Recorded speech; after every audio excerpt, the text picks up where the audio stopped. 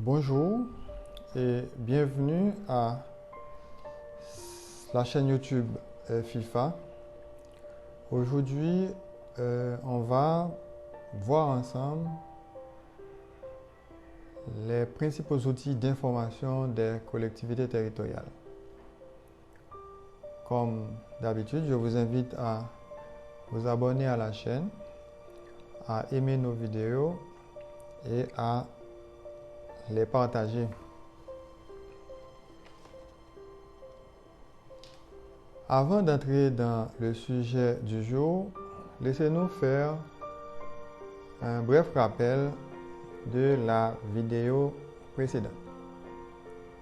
Dans la vidéo précédente, on avait parlé de la centralisation. Donc on avait vu lors d'une gestion centralisée, l'État central est seul décideur. Mais on avait aussi fait remarquer que même lorsque l'État central est seul décideur, on pouvait avoir d'autres résultats si on avait pris en compte les besoins des collectivités territoriales dans les décisions. On avait vu également la déconcentration, où l'État reste seul décideur au niveau central, mais délègue certaines responsabilités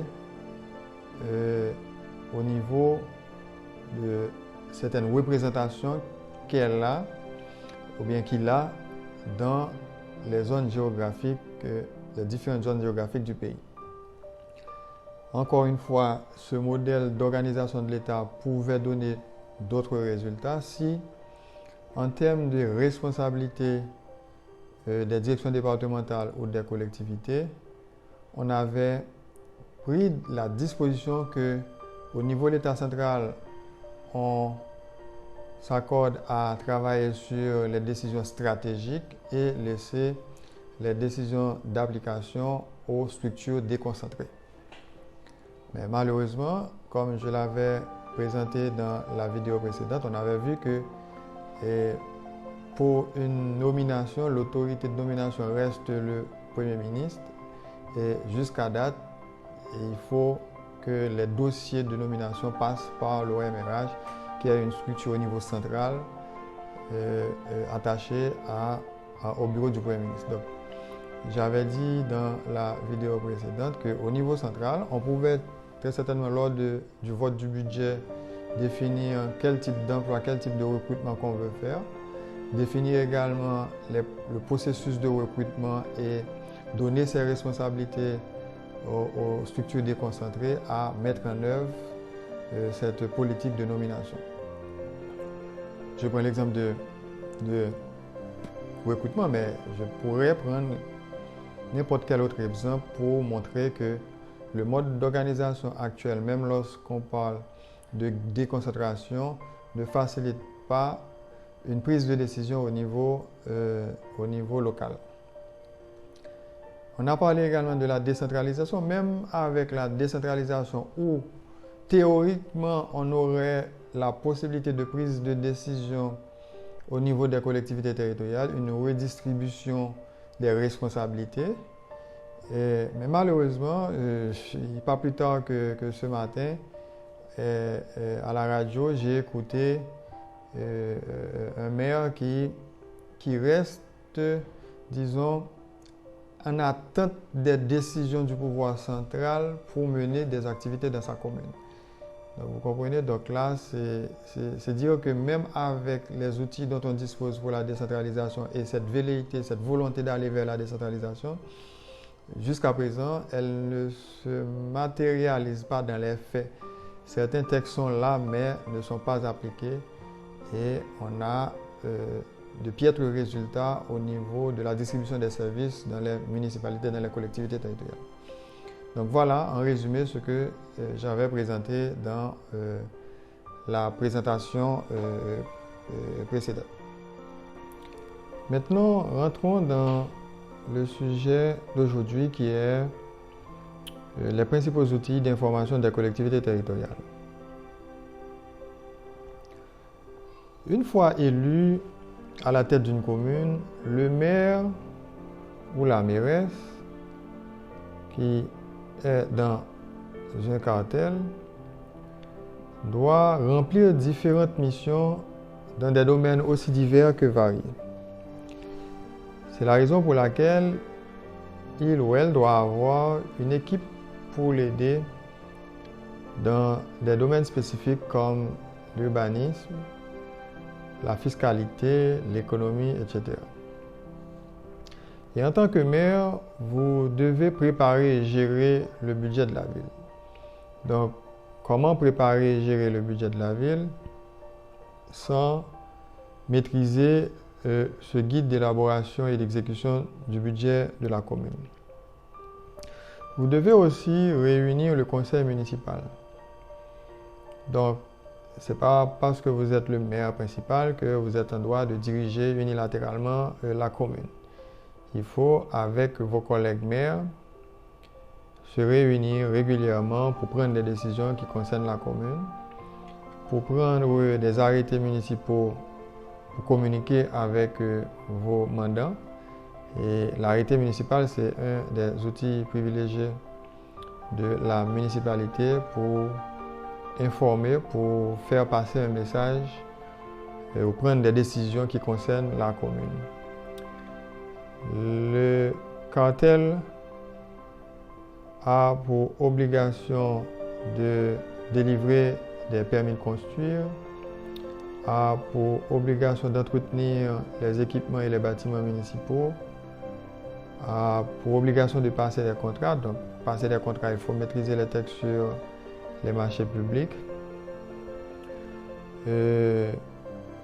gérer l'attribution des aides sociales municipales à ses administrés. Donc, il faut maîtriser les statistiques sur votre population. Il faut avoir des données sur, par exemple, le nombre d'entreprises qu'il y a dans votre localité, dans votre commune.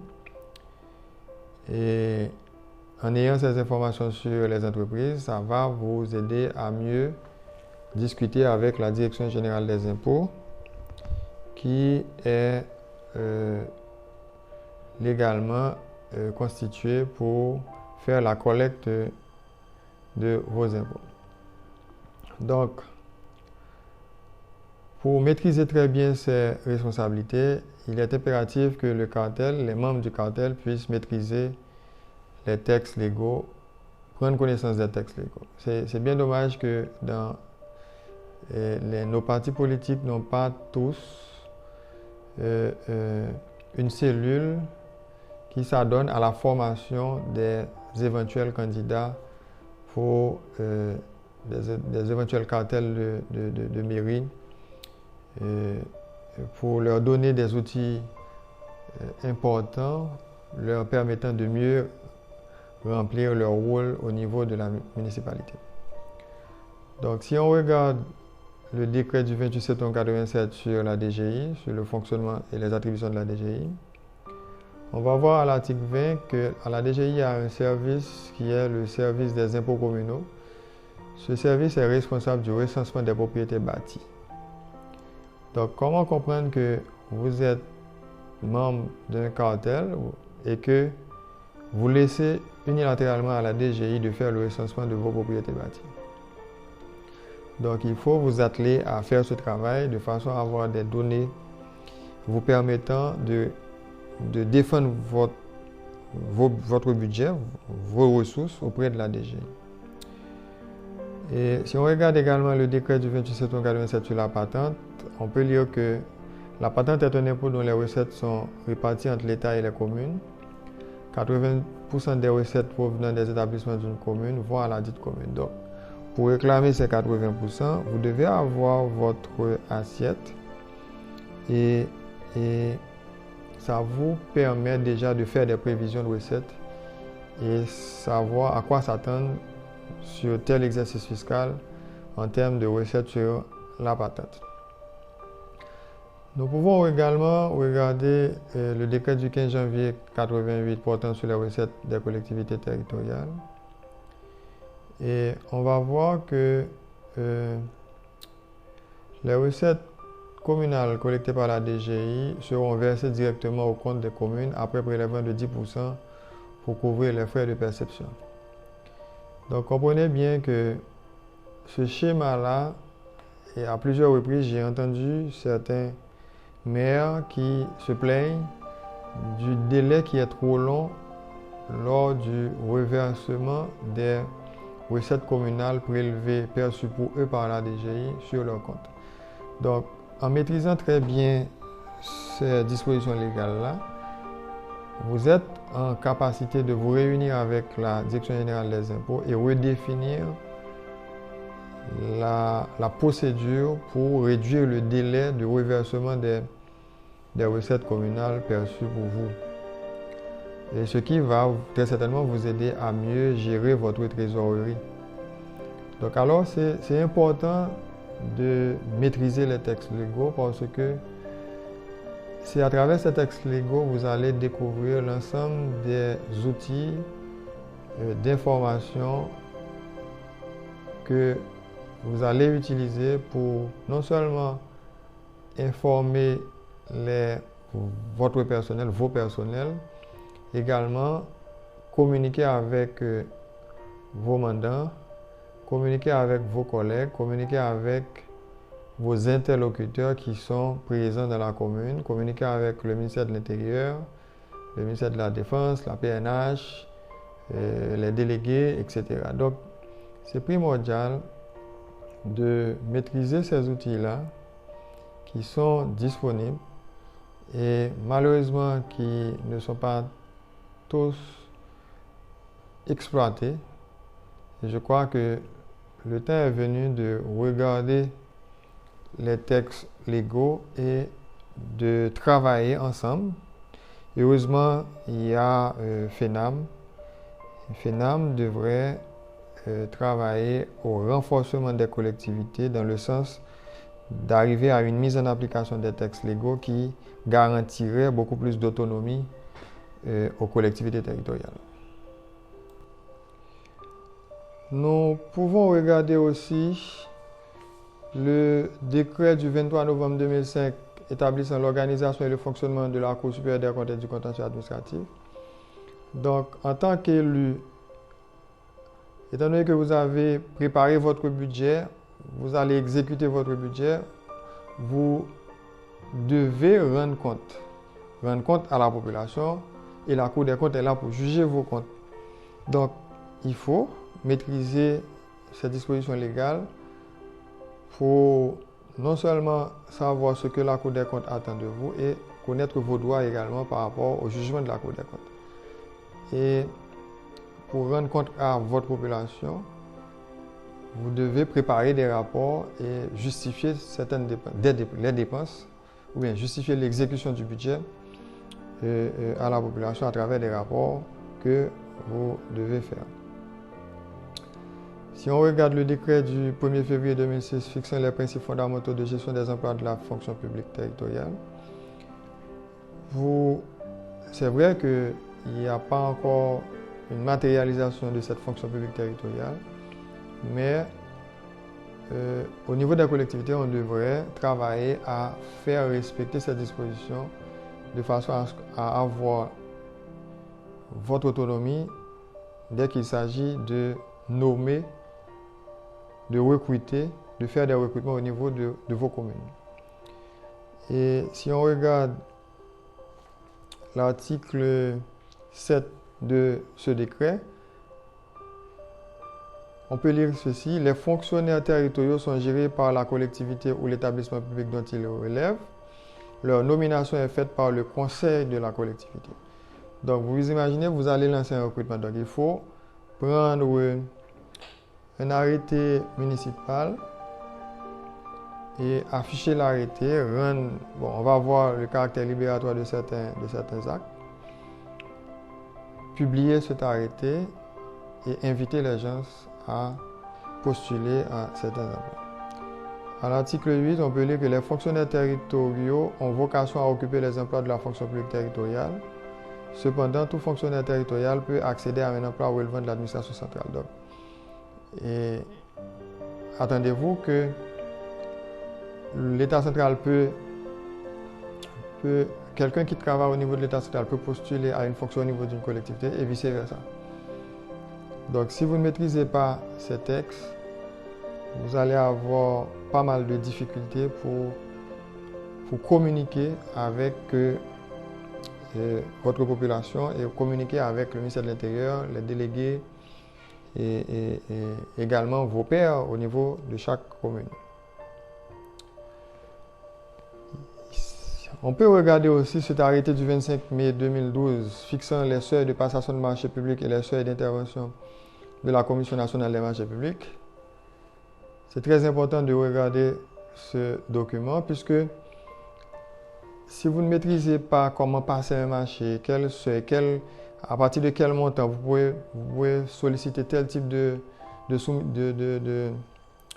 pouvez faire tel type d'annonce. Est-ce que c'est un contrat gré à gré? Est-ce que c'est un contrat à concurrence?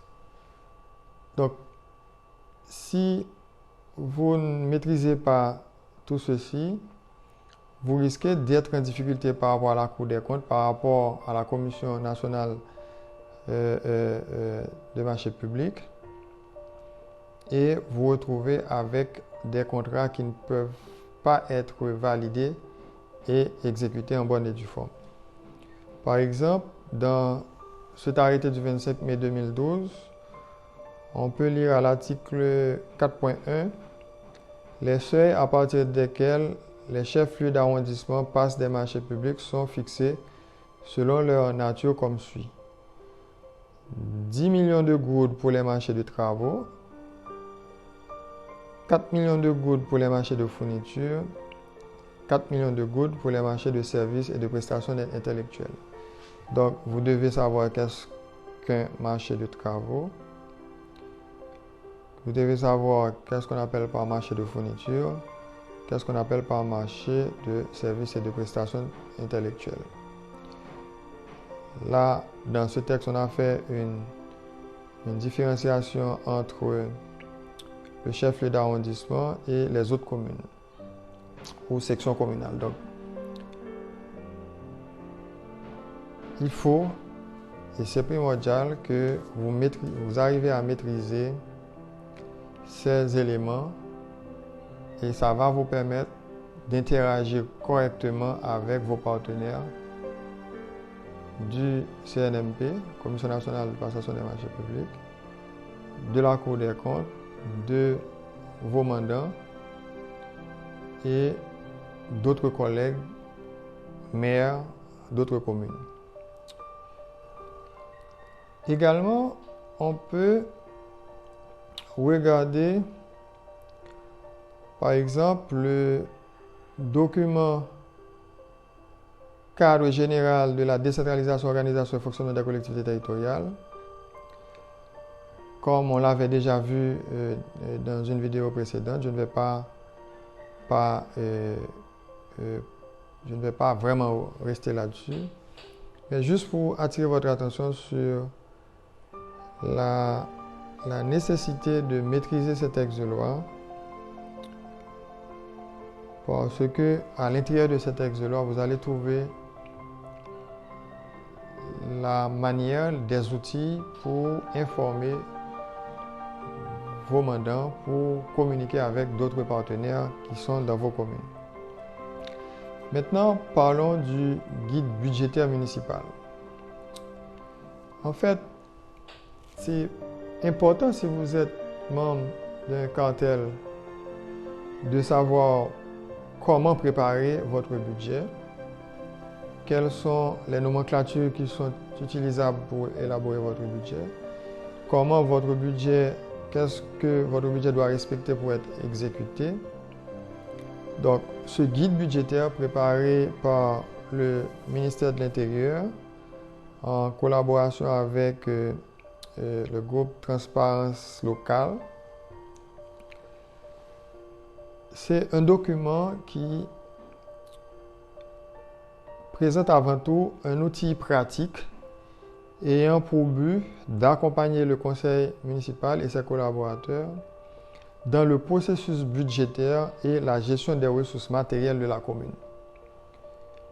Donc, c'est primordial d'utiliser cet outil qui est le guide budgétaire municipal pour arriver à maîtriser comment préparer votre budget et comment exécuter votre budget, comment rendre compte, comment faire l'inventaire dans votre municipalité.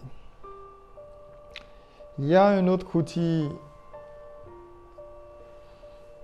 important qui est cette application informatique qu'on appelle Civitax. C'est une application informatique qui a été mise en place pour faciliter les municipalités dans l'exécution de leur budget. Cette application, c'est un outil de gestion budgétaire et de mobilisation fiscale. Elle facilite la gestion des immeubles. Elle permet de faire sortir les bordereaux avec facilité. Elle permet aussi les modifications des valeurs locatives et fait gagner du temps aux responsables des collectivités dans l'exécution de leurs tâches quotidiennes et en rapport au suivi, à l'élaboration, au suivi et à l'exécution du budget. Voilà en quelques mots ce que je voulais partager avec vous sur les outils dont disposent les collectivités territoriales, des outils d'information des collectivités territoriales. Je vous invite à partager avec moi d'autres éléments d'information sur ces outils-là si vous en avez. Comme ça, cela me permet d'avoir un fonds documentaire plus large pour partager avec tous ceux que la question intéresse. Encore une fois, un grand merci pour avoir regardé cette vidéo. Merci à mes 68 abonnés.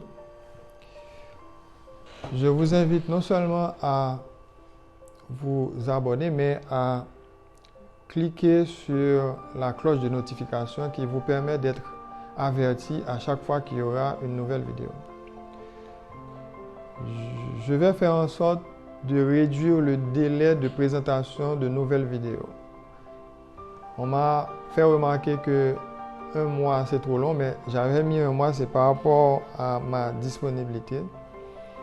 Je vais essayer de raccourcir le délai et vous proposer une vidéo chaque fin de semaine.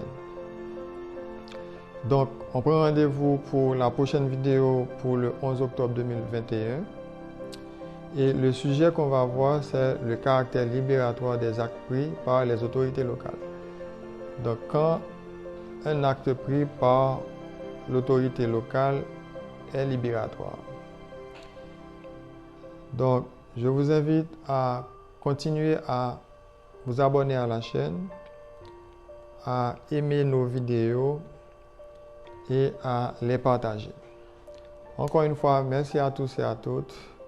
À très bientôt pour une prochaine vidéo sur le caractère libératoire des actes pris par les autorités locales. À très bientôt.